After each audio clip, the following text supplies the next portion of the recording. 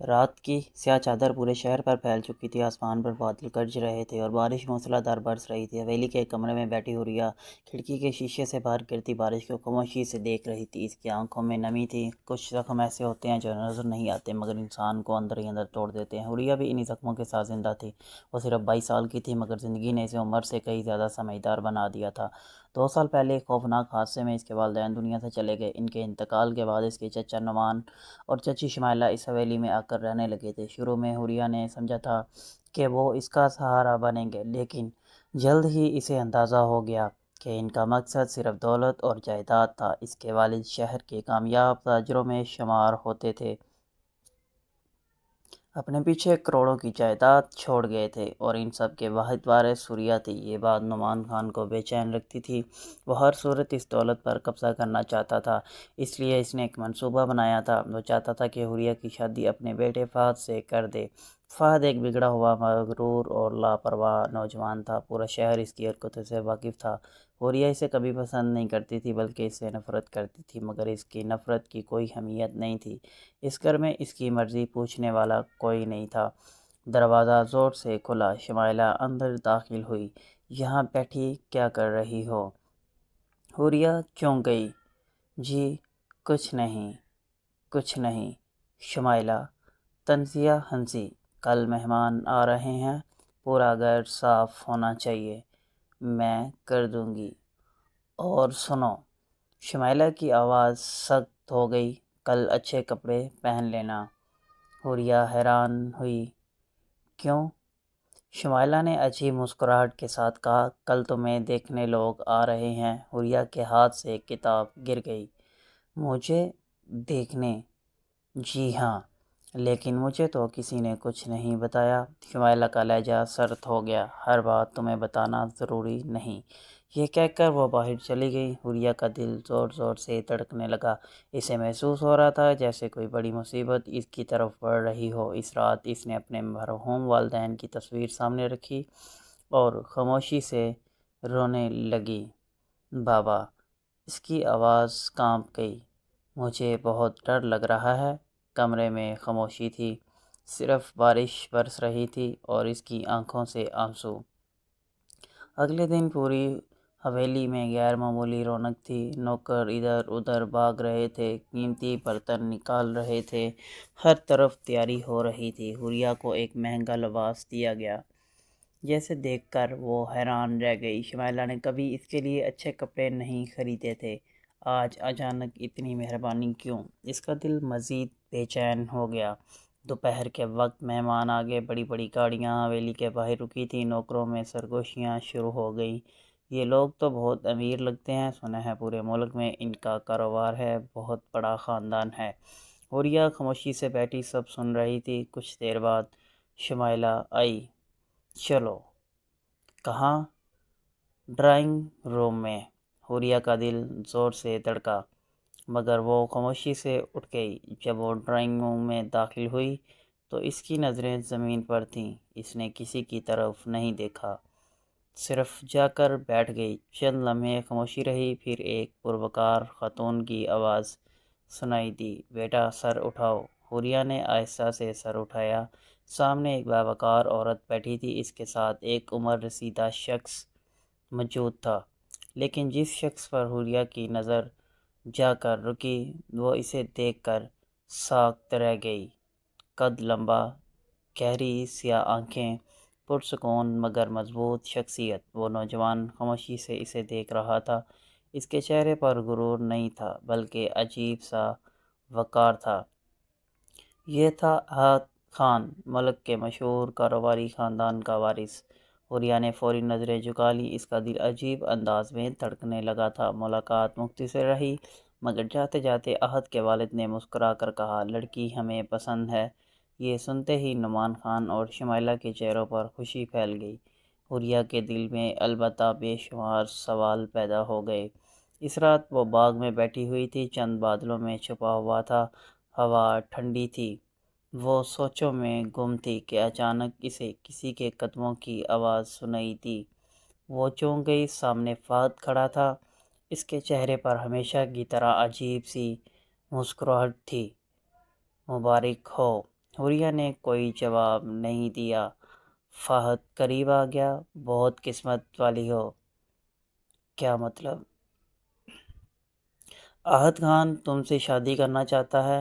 حوریہ خاموش رہی۔ فہد نے جھک کر کہا، لیکن یاد رکھنا، اس کی آواز خطرناک ہو گئی، یہ شادی آسان نہیں ہوگی۔ حوریہ نے حیرت سے اسے دیکھا۔ کیا کہنا چاہتے ہو؟ فہد ہنس پڑا۔ وقت آنے پر سب سمجھ جاؤ گی۔ یہ کہہ کر وہ چلا گیا۔ حوریہ کافی دیر تک وہیں بیٹھی رہی۔ اس کے دل میں انجانا خوف پیدا ہو چکا تھا۔ دوسری طرف شہر کے ایک پوش علاقے میں واقع عظیم الشان بنگلے کے اسٹڈی روم میں احد خان کھڑکی سے باہر دیکھ رہا تھا۔ اس کے ہاتھ میں ایک فائل تھی۔ فائل میں حوریہ کے بارے میں مکمل معلومات موجود تھیں۔ وہ خاموشی سے صفحات پلٹ رہا تھا۔ ہر صفحہ پڑھتے ہوئے اس کی آنکھوں میں سختی بڑھتی جا رہی تھی۔ نعمان خان، اس نے آہستہ سے کہا، تم نے اس لڑکی کے ساتھ بہت ظلم کیا ہے۔ کمرے میں موجود اس کا دوست ہمایوں حیران ہو گیا۔ تم واقعی اس سے شادی کرنا چاہتے ہو؟ احد نے فائل بند کر دی۔ ہاں، صرف ہمدردی کی وجہ سے۔ احد نے سر ہلایا۔ نہیں۔ پھر چند لمحے خاموشی رہی۔ پھر احد آہستہ سے مسکرایا۔ کچھ لوگ پہلی ملاقات میں دل پر اثر چھوڑ جاتے ہیں۔ ہمایوں نے حیرت سے اسے دیکھا، کیونکہ احد خان عام آدمی نہیں تھا۔ وہ جذبات سے زیادہ عقل پر یقین رکھتا تھا، لیکن آج پہلی بار اس کی آنکھوں میں کسی کے لیے خاص نرمی نظر آ رہی تھی۔ شاید حوریہ اس کی زندگی بدلنے والی تھی، مگر انہیں یہ معلوم نہیں تھا کہ قسمت نے ان دونوں کے لیے ابھی بھی بہت بڑا امتحان لکھ رکھا تھا، اور ان امتحانوں کا آغاز بہت جلد ہونے والا تھا۔ حوریہ کی منگنی کی خبر پورے خاندان میں پھیل چکی تھی۔ حویلی میں آنے جانے والوں کا سلسلہ بڑھ گیا تھا۔ ہر طرف مبارکبادوں کا شور تھا، مگر حوریہ کے دل میں عجیب سی بے چینی موجود تھی۔ اسے سمجھ نہیں آ رہی تھی کہ آخر ایک اتنا بڑا کاروباری خاندان اچانک اس میں دلچسپی کیوں لے رہا ہے۔ وہ اکثر راتوں کو جاگتی رہتی اور یہی سوچتی۔ کئی بار اس نے احد خان سے براہ راست بات کرنے کا ارادہ کیا، مگر موقع نہ مل سکا۔ دوسری طرف فہد کے رویے میں بھی تبدیلی آ گئی تھی۔ وہ پہلے سے زیادہ خاموش نظر آتا تھا، لیکن اس کی آنکھوں میں نفرت اور حسرت پہلے سے زیادہ نمایاں تھی۔ ایک شام حوریہ باغ میں بیٹھی کتاب پڑھ رہی تھی کہ اچانک اس کا فون بج اٹھا۔ اسکرین پر نام دیکھ کر وہ حیران رہ گئی۔ احد خان! اس کے دل کی دھڑکن تیز ہو گئی۔ چند لمحے ہچکچانے کے بعد اس نے کال ریسیو کر لی۔ السلام علیکم۔ دوسری طرف سے گہری اور پرسکون آواز سنائی دی۔ وعلیکم السلام حوریہ۔ حوریہ خاموش رہی۔ احد ہلکے سے مسکرایا۔ اتنی خاموشی کیوں ہو؟ میں سمجھ نہیں آ رہا کیا کروں۔ تو پھر میں کہہ دیتا ہوں۔ جی، میں صرف یہ جاننا چاہتا تھا کہ تم ٹھیک ہو۔ یہ ایک سادہ سا سوال تھا، لیکن کئی سال بعد کسی نے پہلی بار اس کی خیریت پوچھی تھی۔ اس کی آنکھیں نم ہو گئیں۔ جی، میں ٹھیک ہوں۔ احد نے محسوس کر لیا کہ وہ جذباتی ہو گئی ہے۔ اگر کبھی کسی بات کی پریشانی ہو تو مجھے بتا دینا۔ حوریہ چند لمحے خاموش رہی، پھر ہمت کر کے بولی، آپ مجھ سے شادی کیوں کرنا چاہتے ہیں؟ فون پر چند سیکنڈ خاموشی چھا گئی، پھر احد کی آواز سنائی دی، اگر میں کہوں کہ تم مجھے پسند ہو تو؟ حوریہ کا دل زور سے دھڑکا۔ آپ تو مجھے جانتے بھی نہیں۔ کبھی کبھی انسان کو کسی کو جاننے کے لیے برسوں نہیں لگتے۔ حوریہ کے پاس کوئی جواب نہیں تھا۔ اس رات فون بند ہونے کے بعد بھی وہ دیر تک احد کے الفاظ سوچتی رہی۔ اگلے دن حویلی میں ایک عجیب واقعہ پیش آیا۔ حوریہ اپنے کمرے میں تھی جب اسے الماری کے اندر ایک پرانا لفافہ ملا۔ یہ اس کے والد کی تحریر تھی۔ اس کے ہاتھ کانپنے لگے۔ اس نے جلدی سے لفافہ کھولا۔ اندر ایک خط موجود تھا۔ خط پڑھتے ہی اس کی آنکھیں حیرت سے پھیل گئیں۔ اس میں اس کے والد نے اپنی جائیداد کے اصل کاغذات کا ذکر کیا تھا اور لکھا تھا، اگر کبھی تمہیں لگے کہ کوئی تمہارے حق پر قبضہ کرنا چاہتا ہے تو یاد رکھنا، اصل دستاویزات بینک کے لاکر نمبر 17 میں محفوظ ہیں۔ حوریہ کی سانس رک گئی۔ اسے فوری سمجھ آ گیا کہ نعمان خان اتنے عرصے سے کیوں اس پر دباؤ ڈال رہا تھا۔ اصل کاغذات ابھی بھی محفوظ تھے اور وہ جائیداد قانونی طور پر صرف حوریہ کی تھی۔ اسی لمحے کمرے کا دروازہ کھلا۔ وہ گھبرا کر پلٹی۔ سامنے فہد کھڑا تھا۔ اس کی نظریں سیدھا اس خط پر تھی۔ یہ کیا ہے؟ حوریہ نے فوری خط چھپا لیا۔ تمہیں اس سے کوئی مطلب نہیں؟ فہد کے چہرے پر سختی آ گئی۔ مجھے سب کچھ معلوم ہے۔ وہ آگے بڑھا۔ اور یاد رکھنا، اگر تم نے وہ کاغذات نکالنے کی کوشش کی تو اچھا نہیں ہوگا۔ حوریہ کا رنگ اڑ گیا۔ تم دھمکی دے رہے ہو؟ فہد ہنس پڑا۔ سمجھ لو وارننگ۔ یہ کہہ کر وہ باہر نکل گیا۔ حوریہ کے دل میں خوف بیٹھ گیا، مگر اس بار اس نے خاموش رہنے کا فیصلہ نہیں کیا۔ اس رات اس نے احد کو کال کی۔ احد نے فوری فون اٹھا لیا۔ حوریہ، مجھے آپ سے ضروری بات کرنی ہے۔ اس کی آواز کانپ رہی تھی۔ احد فوری سنجیدہ ہو گیا۔ کیا ہوا؟ حوریہ نے ساری بات بتا دی۔ خط، جائیداد اور فہد کی دھمکی۔ کچھ دیر خاموشی رہی، پھر احد کی آواز آئی۔ گھبراؤ نہیں، لیکن میں ہوں نا۔ صرف 3 الفاظ، مگر نہ جانے کیوں حوریہ کے دل کو سکون مل گیا۔ احد نے مزید کہا، کل صبح میں خود آ رہا ہوں۔ اگلی صبح حویلی میں ہلچل مچ گئی۔ احد خان اپنی گاڑیوں کے قافلے کے ساتھ پہنچا تھا۔ نعمان خان اور شمائلہ اس کی خاص توجہ میں مصروف تھے، مگر احد کی توجہ صرف حوریہ پر تھی۔ کچھ دیر بعد موقع ملتے ہی وہ باغ کی طرف چلے گئے۔ پہلی بار وہ آمنے سامنے اکیلے کھڑے تھے۔ حوریہ کے دل کی دھڑکن تیز تھی۔ احد نے نرمی سے پوچھا، ڈری ہوئی ہو؟ حوریہ نے سر جھکا لیا، تھوڑا سا۔ احد چند لمحے اسے دیکھتا رہا، پھر بولا، آج کے بعد کسی سے ڈرنے کی ضرورت نہیں۔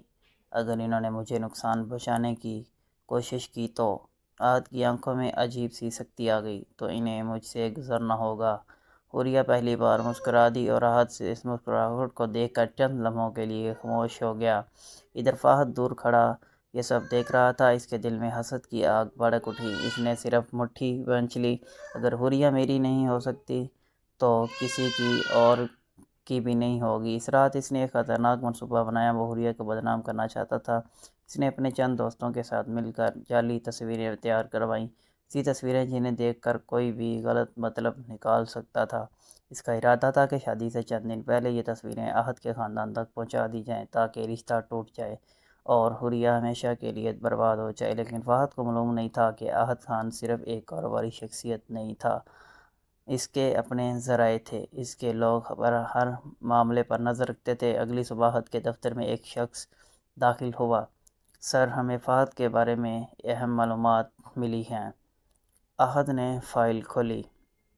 جیسے جیسے وہ سواد پڑھتا گیا، اس کے چہرے کے تاثرات بدلتے گئے۔ جعلی تصویریں، دھمکیاں، جائیداد پر قبضے کی سازش، سب کچھ سامنے آ چکا تھا۔